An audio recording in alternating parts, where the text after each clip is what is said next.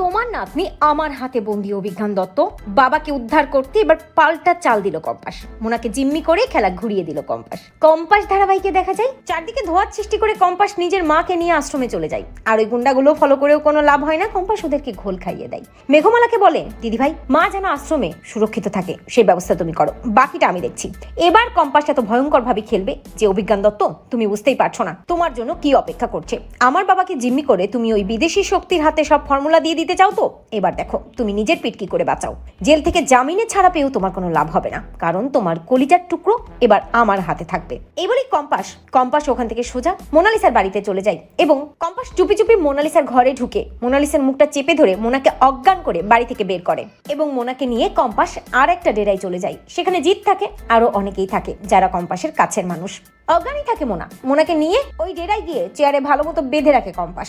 আর এরপরেই কম্পাস অভিজ্ঞান দত্তকে ফোন করে। অভিজ্ঞান দত্ত জামিনে ছাড়া পাওয়ার পর অভিজিৎ ভৌমিককে যে ডেরায় রাখা হয়েছে সেখানে যায় অভিজিৎ ভৌমিকের সাথে দেখা করার জন্য। অভিজ্ঞান দত্ত বুঝতেই পারে না যে তার প্রাণ ভোমরা এবার কম্পাসের হাতে বন্দী। অভিজ্ঞান দত্ত ওই ডেরায় ঢুকে হাততালি দিতে থাকে এবং বলতে থাকে যে অভিজিৎ ভৌমিক, এবার আপনাকে যে ফর্মুলাটা দিতেই হবে। আপনার মেয়ে আমাদেরকে জানিয়েছে যে এবার নাকি আমাদের সাথে নয়, তার লড়াই হবে আমাদের বসের সাথে।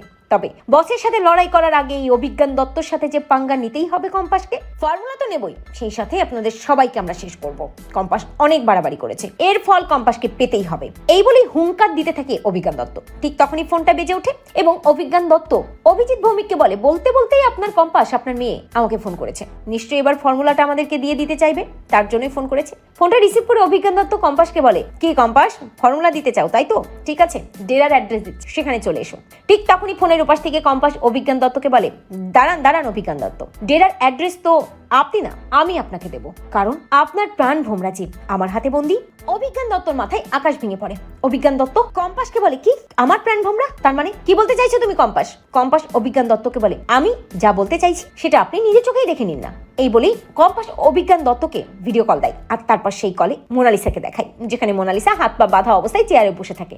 ঠিক যেভাবে কম্পাসের বাবাকে রাখা হয়েছে একইভাবে কম্পাস মোনালিসাকে রাখে, যা দেখে অভিজ্ঞান দত্তর মাথায় আকাশ ভেঙে পড়ে। তো বন্ধুরা, তোমরা এটাই চাও তো এভাবেই যেন পাল্টা চালে মোনালিসাকে বন্দি করে খেলা ঘুরিয়ে দেয় কম্পাস? কমেন্ট করে জানাতে ভুলো না।